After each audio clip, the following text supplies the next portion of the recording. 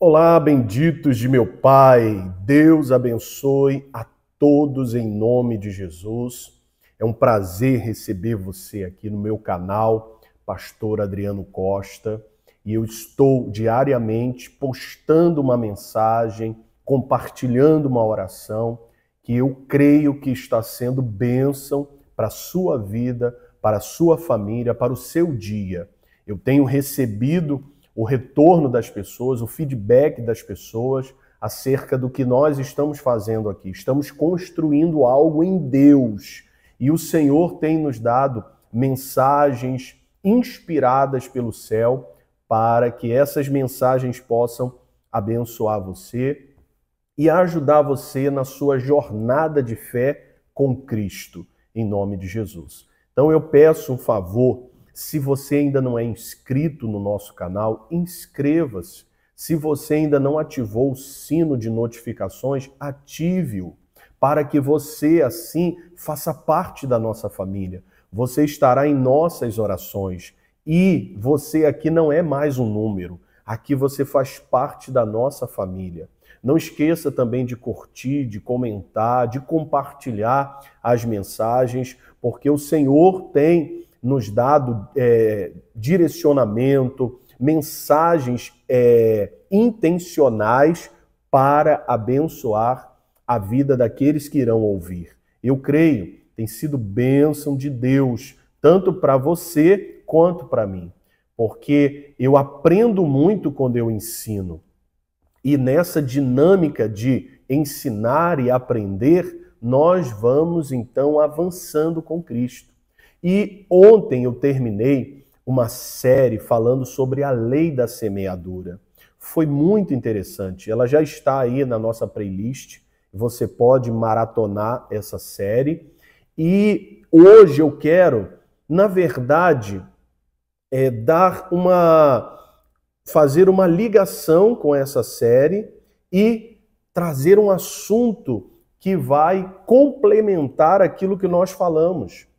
Não é mais uma mensagem da série, mas é um assunto que complementa o que nós falamos aqui durante essa série A Lei da Semeadura.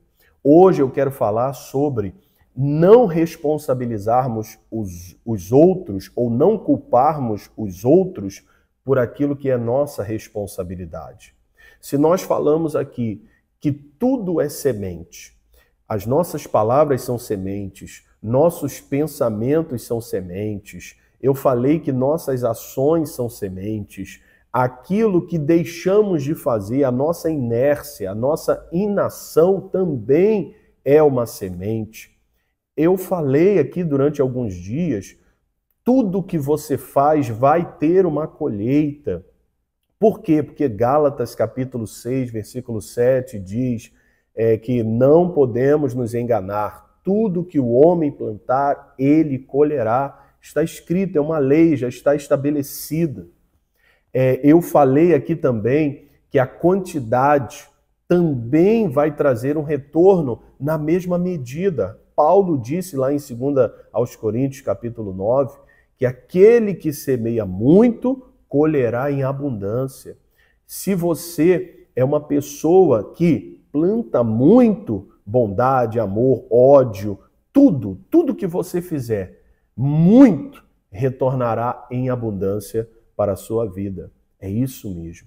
Então eu falei sobre isso durante essa série, foi uma bênção. Ainda estou recebendo o retorno das pessoas que foram edificadas através dessas mensagens. E hoje eu quero falar sobre não culparmos os outros. Porque se já aprendemos que eu sou responsável pela minha colheita, eu não tenho como culpar as pessoas. É hora de autorresponsabilidade. É hora de assumirmos que nós somos os responsáveis por aquilo que estamos vivendo. Que a nossa vida hoje é o resultado daquilo que fizemos ontem. É isso mesmo.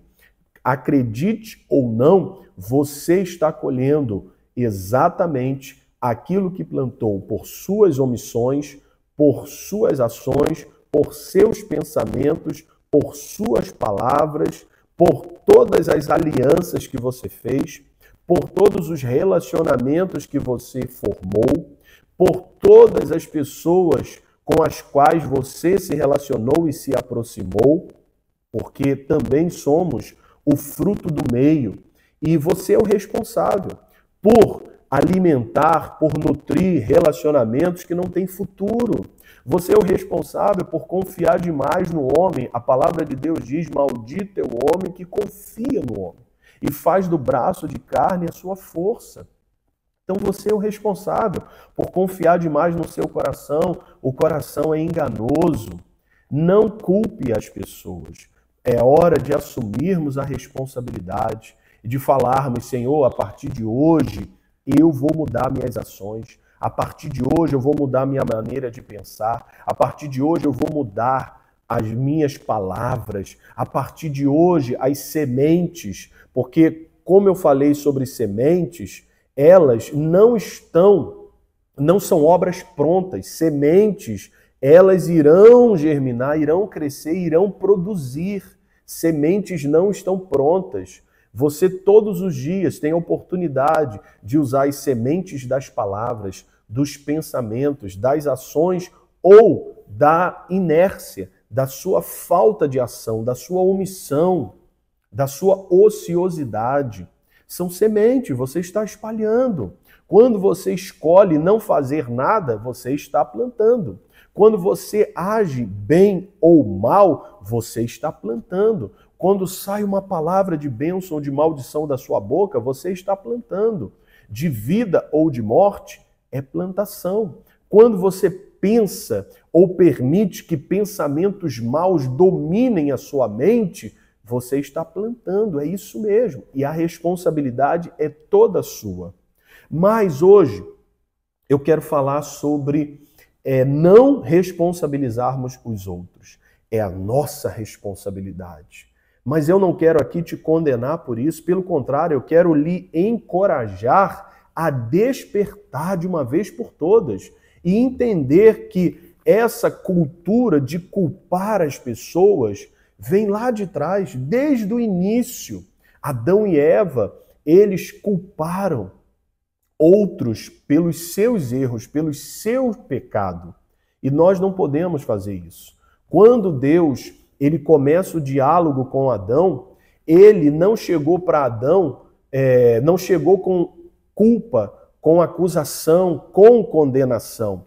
Deus pergunta para Adão, lá em Gênesis capítulo 3, versículo 9, e chamou o Senhor Deus a Adão e disse-lhe: onde estás? Deus não chegou falando assim: Adão, você comeu do fruto, você não vale nada, hein, Adão? Você realmente é um filho rebelde, desobediente. Deus não chegou oprimindo Adão. Deus não chegou para Adão a despeito de saber tudo o que havia acontecido. O Senhor já sabia. Antes de Adão pecar, Deus já sabia que ele iria pecar. Mas o Senhor, ele chega como? Perguntando onde ele estava. Deus não é como Satanás, que quer culpar você, que quer condenar você. E da mesma forma, ele não quer que você culpe outros. Deus quer que você assuma a sua responsabilidade e assim você possa, a partir daquele momento, mudar as suas ações. E aí o que o Adão ele faz? Nós conhecemos a história. Ele vai virar para Deus e vai falar: olha, eu ouvi a sua voz e tive medo. E aí Deus vai falar: então você comeu do fruto. E ele vai dizer: a mulher que o Senhor me deu, a culpa é dela. Primeiro, a culpa é do Senhor que me deu essa mulher. Segundo, ela que me deu o fruto. E Deus então se dirige à mulher para ver se encontraria arrependimento. E ela então vai dizer: a culpa é da serpente. Desde o início, o ser humano, ele gerou essa cultura de lançar a responsabilidade sobre o outro. A culpa é do meu pai, que me rejeitou. A culpa é da minha mãe, que não me deu amor. A culpa é do meu vizinho, que coloca um som alto, por isso que eu fico estressado. A culpa é do meu patrão, que não me respeita, que não paga os meus direitos. A culpa é dos meus funcionários, que não trabalham com seriedade, com responsabilidade, por isso a empresa não está crescendo, prosperando. A culpa é do governo, a culpa é do meu professor, do meu aluno, a culpa é sempre dos outros. Nós temos essa inclinação a culparmos as pessoas por aquilo que nós deveríamos assumir a responsabilidade, por aquilo que é nossa responsabilidade. Eu tenho que parar, nós precisamos parar de reagir e precisamos agir. Quando você coloca a culpa no outro, você está reagindo, mas você é o responsável por suas ações. Cuidado para não se tornar uma pessoa que fica só se vitimizando. A culpa é da minha esposa que não me honra, a culpa é do meu marido que não me ama, a culpa é dos meus filhos que não me obedecem. A culpa é sempre a culpa é de Deus que me deu essa vida, que não me ajuda, que vê o que eu estou passando e não faz nada por mim. A culpa é sempre do outro. Certa vez os discípulos chegaram para Jesus, lá em João capítulo 9, e disseram o seguinte: Senhor, quem pecou, este ou os seus pais, para que ele nascesse cego? Você vê que o ser humano está sempre tentando encontrar culpados. A culpa é dele, Senhor? Ou a culpa é dos pais? Ou seja, a culpa é dele. Ele nem havia nascido. E como ele pode assumir uma culpa por algo que ele não havia feito, se ele nasceu cego? Aí eles vão dizer, ou a culpa é dos pais. Aí Jesus, ele não vai dizer que a culpa é dos pais ou que a culpa é do menino, do rapaz, do homem. Não. Jesus, ele mostra o propósito. Jesus vai dizer, olha,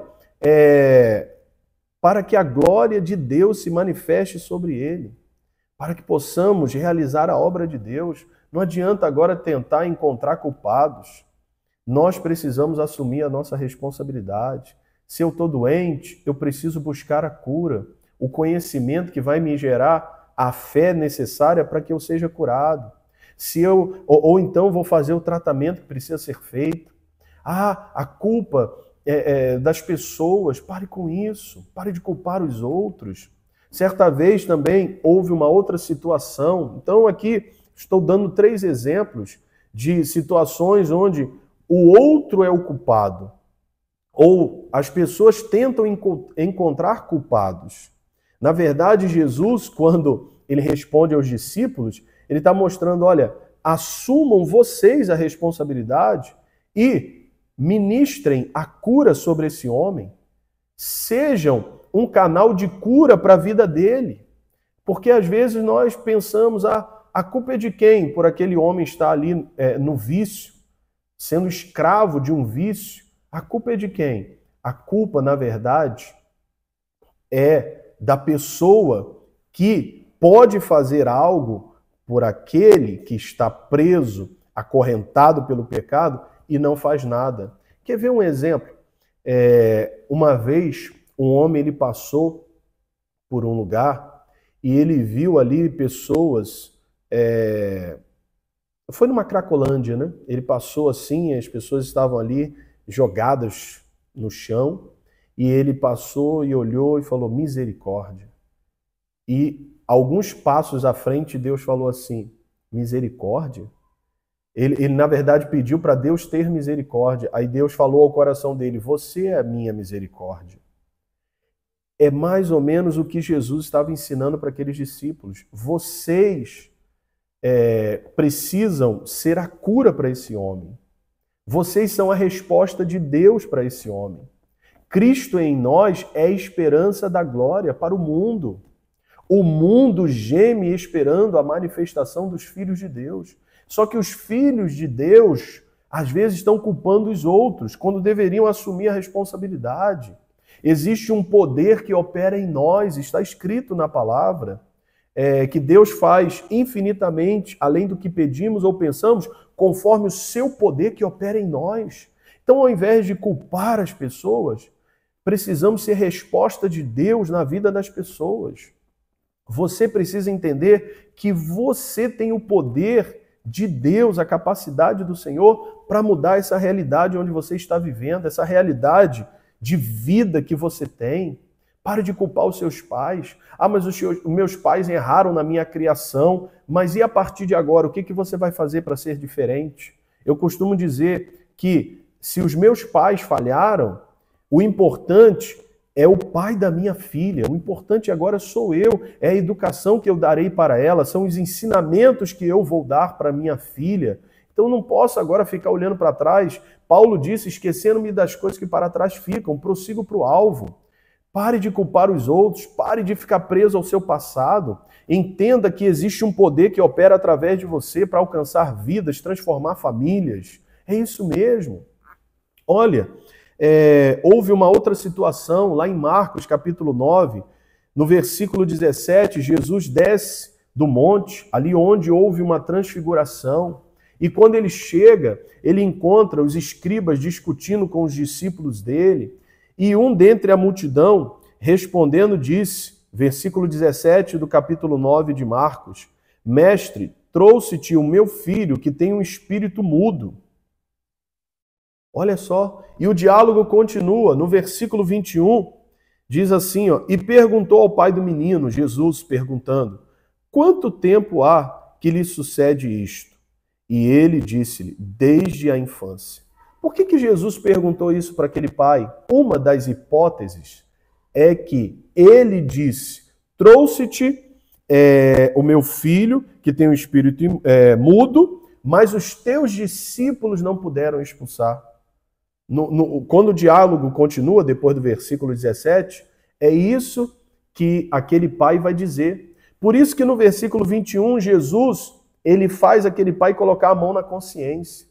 Ele diz assim, mas peraí, a culpa é dos meus discípulos que não puderam expulsar? Mas quanto tempo isso lhe sucede? Quanto tempo vocês estão passando por essa situação? E o pai do menino vai dizer, desde a infância. Ah, então não é algo de agora, é algo que já está acontecendo há muito tempo. E agora você quer culpar os meus discípulos por isso? Por quê? Porque desde o Éden, o ser humano ele costuma colocar a culpa nos outros. Na verdade, nós que conhecemos essa história, eu vou ler aqui para vocês, quando aquele pai assume a responsabilidade, ou seja, meu filho está assim, mas essa situação não vai continuar assim. Ele fez o que Jesus esperava que ele fizesse. Quando ele apontou para os discípulos, nada aconteceu. Mas quando ele apontou para si mesmo, quando ele entendeu que algo nele precisava mudar, quando ele reconheceu suas limitações, sua incredulidade, aí a situação na vida do filho dele mudou. É isso, é essa consciência que Deus quer que tenhamos. É esse entendimento que nós precisamos gerar. É esse entendimento de que a responsabilidade não é do outro, a responsabilidade é minha. A casa é minha, o bairro é meu, o ministério é meu, a cidade é minha. Na Bíblia Sagrada nós vemos homens que assumiram a responsabilidade. Vou dar o exemplo de Elias.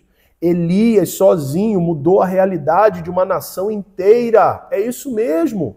Através de Elias, a nação inteira se prostrou, se inclinou perante o Senhor e disse, só o Senhor é Deus. Um homem só, porque a Bíblia fala que muito pode a oração de um justo. Então, é isso que Deus quer despertar em nós. Você pode mudar a realidade da sua família, você pode, com a ajuda de Deus, com a sabedoria de Deus, com o poder de Deus, com essa autorresponsabilidade, com a unção de Deus, mudar a realidade onde você está vivendo. Agora, enquanto você culpar os seus pais, seus avós, seus bisavós, seus antepassados, nada vai mudar. Mas quando você assumir a responsabilidade, como esse pai fez, olha o que o pai vai dizer. Primeiro ele vai dizer para Jesus, e muitas vezes o lança, no versículo 22 de Marcos, capítulo 9, e muitas vezes o tem lançado no fogo e na água, para o destruir. Mas se tu podes fazer alguma coisa, tem compaixão de nós e ajuda-nos. Ou seja, faça alguma coisa.